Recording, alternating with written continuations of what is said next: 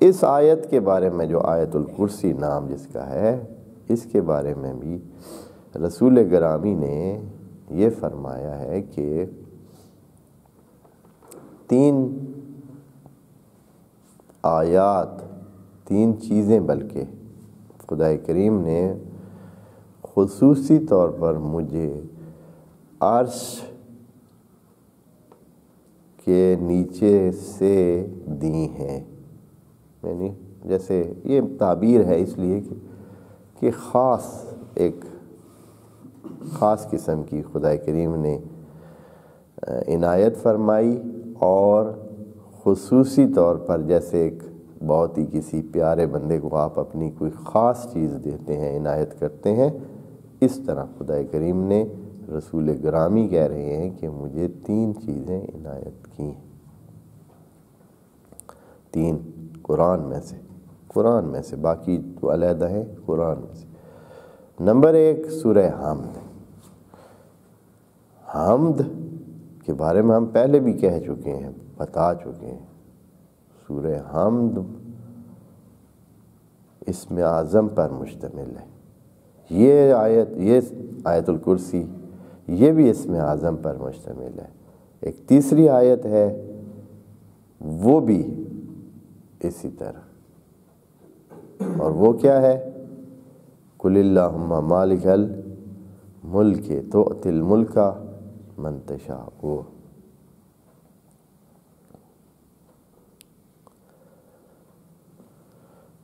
لیکن یہ کہ اسم اعظم ان میں موجود ہے، اس میں شک نہیں ہے۔ اسم اعظم کیا ہے؟ آپ پتہ نہیں، اب اس کا بھی تھوڑا سا ذکر کر دوں۔ الفاظ کی تاثیر ہوتی ہے۔ اسم اعظم اللہ کا وہ نام ہے جو جامع جمیع صفات ہے، اور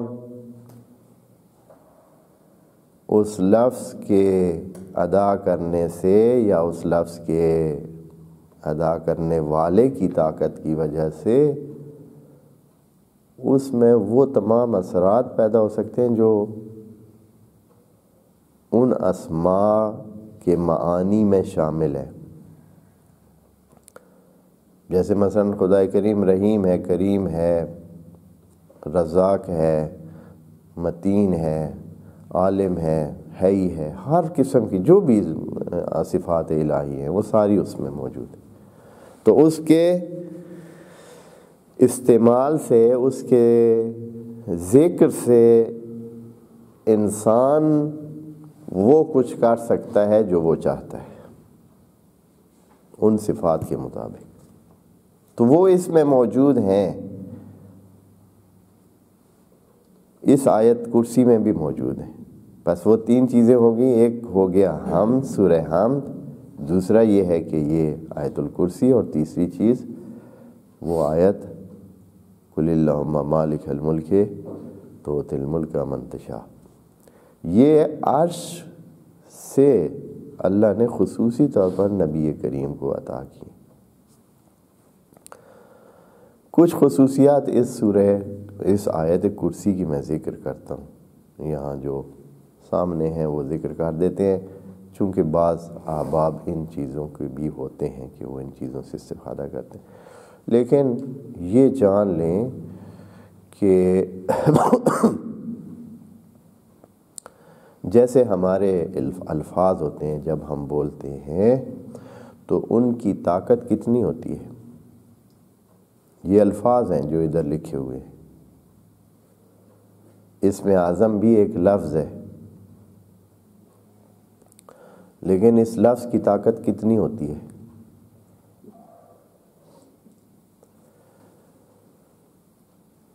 ایک عام آدمی ہے جس کی کوئی خاص معاشرے میں حیثیت نہیں ہے، وہ بھی وہی جملہ کہتا ہے، اور ایک دوسرا شخص ہے جو مؤثر آدمی ہے، جو باکردار ہے، جس کے پیچھے ایک اچھا خاصا کردار کا زور موجود ہے۔ ان دونوں کے جملہ ایک ہی ہے۔ وہ بھی کہتا ہے کہ میں آپ کو یہ کام کرا دیتا ہوں یا آپ کا یہ کام کروں گا، اور وہ بھی کہتا ہے کہ میں آپ کا یہ کام کروں گا۔ یا یہ ہے کہ وہ کہتا ہے کہ کسی کو حکم دیتا ہے کہ وہ چیز لے آؤ، اور یہ جو مؤثر آدمی ہے یہ بھی کہتا ہے کہ وہ چیز لے آؤ۔ جملہ دونوں کا ایک جیسا ہے، لیکن دونوں جملوں کی طاقت میں فرق ہے۔ اس کے جملے کی طاقت نہیں ہے، ممکن ہے کوئی سنے ہی نہیں۔ یہ ادھر بیٹھ کر کہہ رہا ہے کہ مجھے پانی لا دو، کوئی سن ہی نہیں رہا ہے، ممکن ہے کوئی بندہ رحم کر کے لے بھی آئے، لیکن دوسری طرف ایک اور بندہ ہے، وہ کہہ رہا ہے پانی لاؤ۔ اس کے کہنے کی ضرورت ہے کہ 10 بندے جو ہے وہ کیا کرتے ہیں، بھاگ پڑتے ہیں کہ پانی لے آئیں۔ جملہ دونوں نے ایک جیسا کہا ہے، اس کے پیچھے اس کی الفاظ میں طاقت نہیں ہے، اس کے الفاظ میں طاقت ہے۔ جو قرآنی الفاظ ہیں، جو قرآنی اذکار ہیں، ان کا بھی یہی ہے۔ بولنے والے کی کتنی صفائی ہے، کتنی طہارت ہے، کتنی معرفت ہے، کتنا اس کا کمال کا درجہ ہے، وہ کمال کا درجہ ان الفاظ میں زور ڈالتا ہے۔ وعلیکم السلام۔ اس کمال کے درجے کی وجہ سے ان الفاظ کی سنوائی آگے ہوتی ہے۔ ایک بندہ سچا ہے، ہر حوالے سے پکا ہے، باکردار ہے، طہارت میں رہتا ہے، لوگوں کے گناہ اس کے سر پہ کم ہیں، ظلم اس نے نہیں کیے ہوئے، لوگوں کا مال نہیں کھایا ہوا ہے، چوری نہیں کی ہوئی ہے، کام چوری نہیں کی ہوئی ہے، بہت سارے دیگر بہت سارے کام ہیں، خرابیاں نہیں کی ہوئی ہیں اور اچھائیاں کی ہوئی ہیں، کردار کا ایک پہاڑ اس کے روح کے پیچھے کھڑا ہے۔ وہ بندہ جب بولتا ہے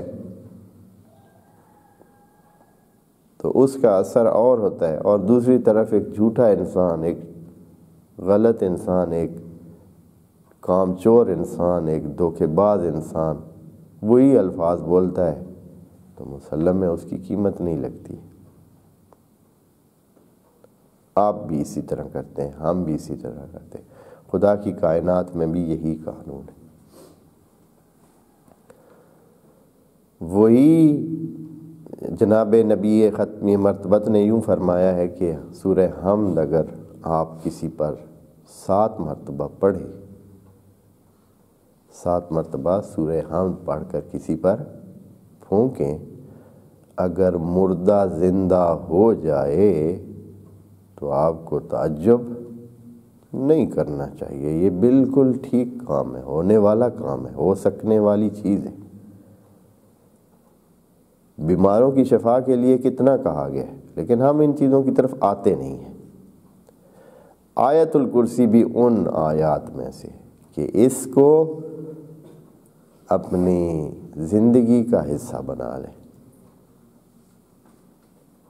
آیت الکرسی کو اپنی زندگی کا حصہ بنا لیں، طے کر لیں ہر نماز کے بعد، نماز ختم ہوتے ہی آیت الکرسی پڑھ لیں، سونے سے پہلے آیت الکرسی پڑھ لیں، سفر سے پہلے آیت الکرسی پڑھ لیں، نیک کام سے پہلے آیت الکرسی پڑھ لیں، صبح گھر سے نکلتے ہوئے آیت الکرسی پڑھ لیں۔ پھر آپ دیکھیں کس طرح دنیا آپ کے فیور میں ہوتی ہے۔ ابھی جو ہم خصوصیات پڑھیں گے آیت الکرسی کی، اس میں جو چیزیں آئیں گی ان کو اگر آپ نے حاصل کرنا ہے تو آیت الکرسی کا سہارا لیں، بڑی قیمتی چیز ہے، اور ہم مسلمان بیچارے بیچارگی کا شکار ہیں کہ ہمارے پاس، ہم سمجھتے ہیں جیسے ایک عام آدمی سمجھتا ہے کہ یہی وسائل دنیا مؤثر ہے، جس کے پاس یہ ہے مثلا شفا وہ پا سکتا ہے جس کے پاس ڈاکٹر کے پاس جانے کے پیسے ہیں، ڈاکٹر کے پاس جانے کے بعد دوائی کے پیسے ہیں، دوائیاں لے سکتا ہے، دوائیاں کھا سکتا ہے، وہ شفا پا سکتا ہے، جبکہ اللہ کے قانون میں ایسا نہیں ہے۔ وہ بھی شفا پا سکتا ہے جن کے پاس کچھ بھی ان میں سے نہیں ہے، لیکن اس کے پاس کیا ہے؟ ذکر اللہ ہے، اس کے پاس آیت الکرسی ہے، اس کے پاس یہ جو قرآن میں بتائے گئے الفاظ ہیں یہ ہیں، لیکن کیا چاہیے ہے؟ وہ پاکیزگی چاہیے ہے، وہ اگر ہو تو حتماً نتائج ملتے ہیں۔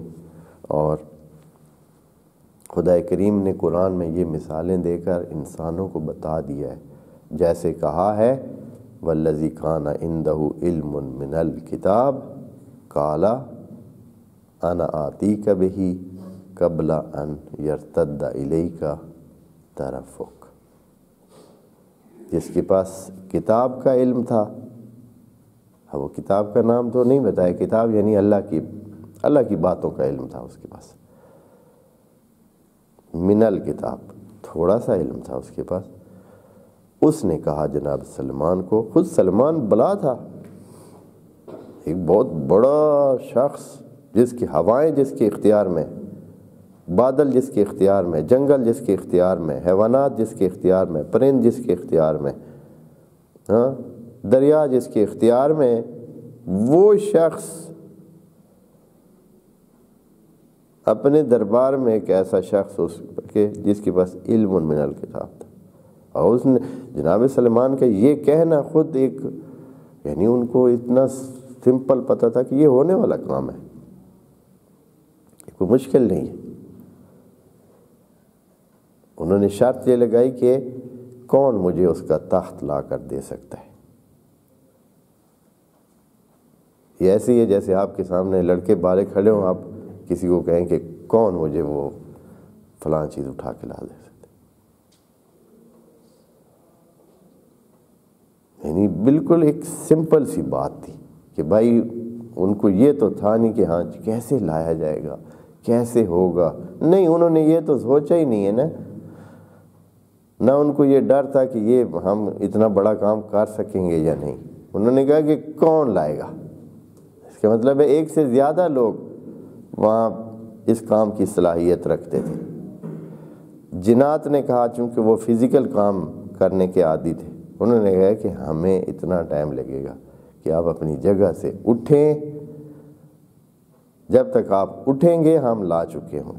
تو ایک دوسرے بندے نے کہا کہ نہیں، آپ آنکھ جھپکیں دیکھیں، آنکھ جھپکیں۔ جب انہوں نے آنکھ ان کی جھپکی تو دیکھا پڑا ہے، وہ یہ کیا ہے، یہ کس طریقے سے ہوا، یہ ہے، یہ اس میں موجود ہے، ڈھونڈیں۔ ہم اس طرف آتے جو نہیں ہیں، ضرورت ہی نہیں تھی ہمیں، نہ جہازوں کی ضرورت تھی، نہ دوسری چیزوں کی ضرورت تھی، نہ ہی زحمتوں کی ضرورت تھی، نہ ہی اتنے مسائل کی ضرورت تھی۔ کیا کرتے؟ روح کی طرف آتے، قرآن کی طرف آتے، ہمیں فزیا کی ضرورت ہی نہیں تھی، ہم سارے کام ایک آنکھ جھپکنے میں کرتے، چاہتے ہو جاتا، جیسے اس بندے نے چاہا ہوا ہے نا، آنکھ جھپکنا کو کتنا ٹائم ہے، اس بندے نے والذی عندہ علم من الکتاب قال الذی عندہ علم من الکتاب، اس نے کتنا ٹائم لگا، اس نے کیا کیا، اس نے صرف چاہا، اس نے چاہا تخت ادھر ہو جائے، اس کا چاہنا تھا کہ تخت پڑا تھا۔ یہ چیزیں ہو سکتی، کرنے والا کوئی ہو، اور جنہوں نے کیے ہیں انہوں نے کر لیے ہیں۔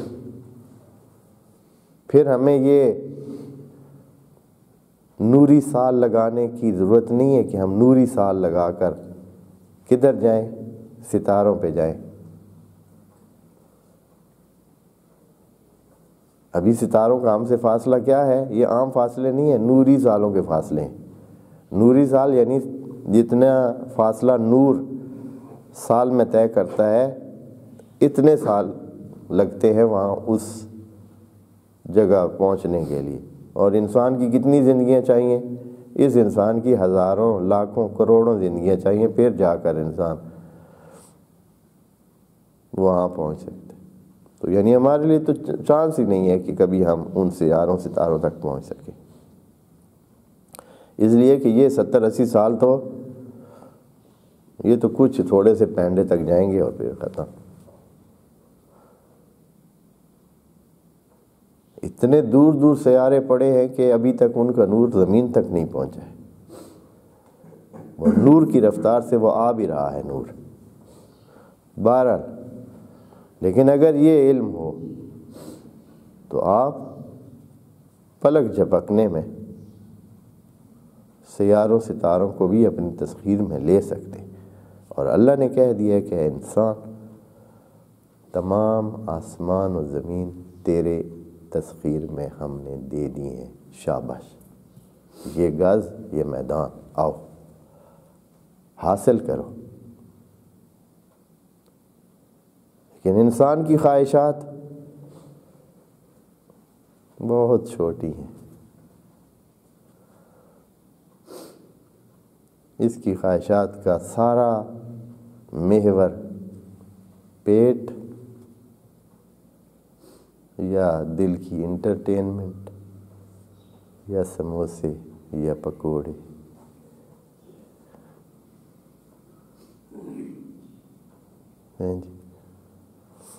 یار لوگ تو اچھے فوٹووں پہ بھی گزارا کر لیتے ہیں۔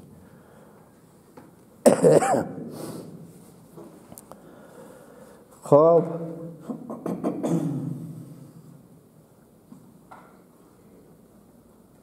حاصل کرنے کے لیے آئیں، یہ تھوڑی سی محنت چاہیے، ریاضت کریں، تھوڑی سی ریاضت چاہیے۔ کیا ہے کہ اپنے نفس کو، اپنے روح کو پاکیزہ بنائیں۔ لا یمسہ الا المطہرون۔ یہ جو وضو ہے یہ طہارت ظاہر ہے، طہارت باطن چاہیے۔ آپ کے اندر حسد نہ ہو، آپ کے اندر دشمنی نہ ہو، آپ کے اندر کینہ نہ ہو، آپ کے اندر جھوٹ نہ ہو، آپ کے اندر دھوکہ دینا نہ ہو، چوری نہ ہو، کام چوری نہ ہو، دوسرے کا مال کھانا نہ ہو۔ پتہ نہیں یہ انسان کے اندر کو کیا مقدر کر دیتے ہیں، خراب کر دیتے ہیں، گندیدہ کر دیتے ہیں۔ اس میں وہ صلاحیت نہیں رہتی ہے، وہ شیشہ نہیں رہتا ہے۔ شیشہ نہیں ہو تو پار دیکھ نہیں سکتے آپ۔ شیشے کی طرح اپنے روح کو صاف کریں، مطہر کریں، پھر آپ کو پار بہت کچھ نظر آئے گا۔